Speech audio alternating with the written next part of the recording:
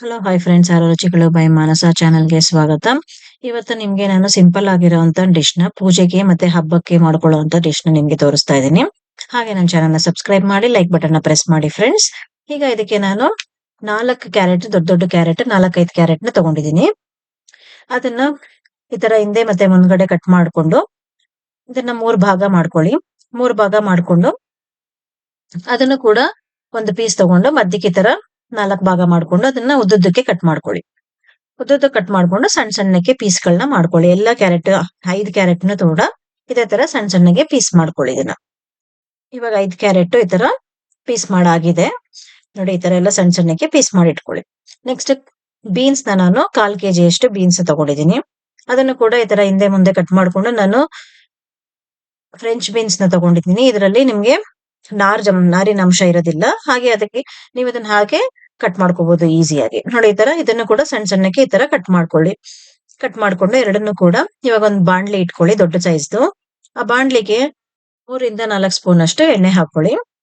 ಅದಕ್ಕೆ 1 ಸ್ಪೂನ್ ಅಷ್ಟು ಸಾಸಿವೆ ಎಲ್ಲ ಚೆನ್ನಾಗಿ ಸಿಡ್ದಾದ್ಮೇಲೆ ಒಂದು ಅರ್ಧ ಸ್ಪೂನ್ ಅಷ್ಟು ಜೀರಿಗೆ, 3-4 ಕಡ್ಡಿ ಕರಿಬೇವಿನ ಸೊಪ್ಪನ್ನ ಬಿಡಿಸ್ಕೊಂಡು ಕ್ಲೀನ್ ಮಾಡಿ ಅದನ್ನು ಕೂಡ ಹಾಕೊಳ್ಳಿ, 1 ಹಿಡಿಯಷ್ಟು.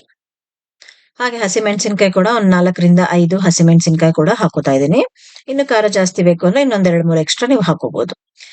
ಇವಾಗೆಲ್ಲ ಕಟ್ ಮಾಡಿ ಇಟ್ಕೊಂಡಿದ್ವಲ್ಲ ಕ್ಯಾರೆಟ್ ನ, ಅದನ್ನು ಕೂಡ ಇದಕ್ಕೆ ಹಾಕೊಳ್ಳಿ.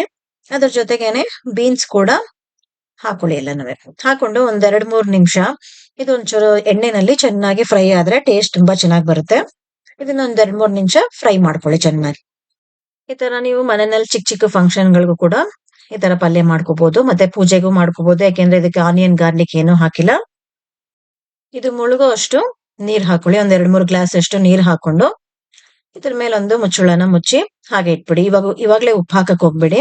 ಇದೆಲ್ಲ ಚೆನ್ನಾಗಿ ಬೆಂದಾದ್ಮೇಲೆ ಆಮೇಲೆ ಉಪ್ಪು ಹಾಕೊಳ್ಳೋಣ. ಉಪ್ಪನ್ನ ಮೊದ್ಲೇ ಹಾಕಿದ್ರೆ ತುಂಬಾ ತರಕಾರಿಗಳು ಬೇಯೋದಿಲ್ಲ.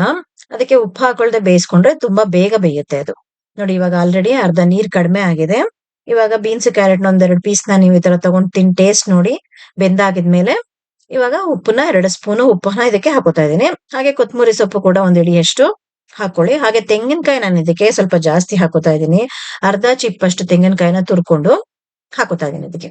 ತೆಂಗಿನಕಾಯಿ ಜಾಸ್ತಿ ಹಾಕೋದ್ರಿಂದ ತುಂಬಾ ಟೇಸ್ಟಿ ಆಗಿರುತ್ತೆ, ನೋಡಕ್ಕೂ ಚೆನ್ನಾಗಿರುತ್ತೆ, ಆಮೇಲೆ ತಿನ್ನೋದಕ್ಕೂ ತುಂಬಾ ಟೇಸ್ಟಿ ಆಗಿರುತ್ತೆ. ನೋಡಿ ಇದನ್ನು ಅಷ್ಟೇ, ತೆಂಗಿನಕಾಯಿನ ನಾನು ಮೊದ್ಲೇ ನೀರಿದ್ದಾಗ್ಲೇ ಏನಕ್ಕೆ ಹಾಕೋತಾ ಇದ್ದೀನಿ ಅಂದ್ರೆ, ನೀವು ಮೇಲ್ಗಡೆ ಎಲ್ಲ ಪಲ್ಯ ಎಲ್ಲ ಮಾಡಾದ್ಮೇಲೆ ತೆಂಗಿನಕಾಯಿ ಮೇಲ್ಗಡೆ ಹಾಕೊಂಡ್ರೆ ಇದು ಕೆಟ್ಟೋಗೋ ಚಾನ್ಸಸ್ ಇರುತ್ತೆ. ಒಂದ್ 2-3 ಗಂಟೆ ಅಷ್ಟರಲ್ಲೇ ತೆಂಗಿನಕಾಯಿ ಹಾಕ್ಬಿಟ್ಟು ಮಾಡಿದ್ರೆ ಕೆಟ್ಟೋಗುತ್ತೆ. ಅದಕ್ಕೋಸ್ಕರನೇ ನೀವು ನೀರು ಸ್ವಲ್ಪ ಇದ್ದಾಗ್ಲೇನೆ ಹಾಕೊಂಡು ಅದನ್ನ ಚೆನ್ನಾಗಿ ಬೇಯಿಸ್ಕೊಂಡ್ರೆ ಬೇಗ ಕೆಟ್ಟೋಗಲ್ಲ. ಬಾಕ್ಸ್ಗೆಲ್ಲ ನೀವು ಹಾಕಿ ಕಳಿಸ್ಬೋದು, ಆಫೀಸ್ಗೆ ಮತ್ತೆ ಮಕ್ಕಳ ಲಂಚ್ ಬಾಕ್ಸ್ಗೂ ಕೂಡ ಇದನ್ನ ಹಾಕಿ ಕಳಿಸ್ಬೋದು. ನೋಡಿ ಇವಾಗ ನೀರೆಲ್ಲ ಡ್ರೈ ಆಗಿ ಪಲ್ಯ ರೆಡಿ ಆಗಿದೆ. ಇದನ್ನ ಸರ್ವಿಂಗ್ ಬೌಲ್ ಹಾಕೊಂಡು ನೀವು ಲಂಚ್ಗೆ ಡಿನ್ನರ್ಗೆ ಕೂಡ ಇದನ್ನ ತಿನ್ಬೋದು. ಮಕ್ಕಳಿಗೆ ಈ ತರ ಈವ್ನಿಂಗ್ ಸ್ನಾಕ್ಸ್ ಅವರು ಕೇಳಿದಾಗ ಈ ತರ ಪಲ್ಯ ಮಾಡ್ಕೊಡಿ. ಅವ್ರ ಆರೋಗ್ಯಕ್ಕೆ ಹೊಟ್ಟೆಗೂ ಕೂಡ ತುಂಬಾ ಒಳ್ಳೇದು. ಚಪಾತಿ ಜೊತೆನಲ್ಲೂ ಕೂಡ ಇದು ತುಂಬಾ ಟೇಸ್ಟಿ ಆಗಿರುತ್ತೆ. ಹಾಗೆ ಈ ರೆಸಿಪಿ ಎಲ್ಲರಿಗೂ ಇಷ್ಟ ಆಗಿದ್ರೆ ನನ್ನ ಚಾನೆಲ್ ನ ಸಬ್ಸ್ಕ್ರೈಬ್ ಮಾಡಿ ಫ್ರೆಂಡ್ಸ್. ಹಾಗೆ ಬೆಲ್ ಐಕಾನ್ ಕೂಡ ಪ್ರೆಸ್ ಮಾಡಿ ಮನೆಯಲ್ಲಿ ಈ ರೆಸಿಪಿನ ಟ್ರೈ ಮಾಡಿ ಕಮೆಂಟ್ ಬಾಕ್ಸ್ ಅಲ್ಲಿ ಕಮೆಂಟ್ ಹಾಕಿ. ಹಾಗೆ ನಿಮ್ ಫ್ರೆಂಡ್ಸ್ ರಿಲೇಟಿವ್ಸ್ಗೂ ಕೂಡ ಇದನ್ನ ಶೇರ್ ಮಾಡಿ. Thank you friends.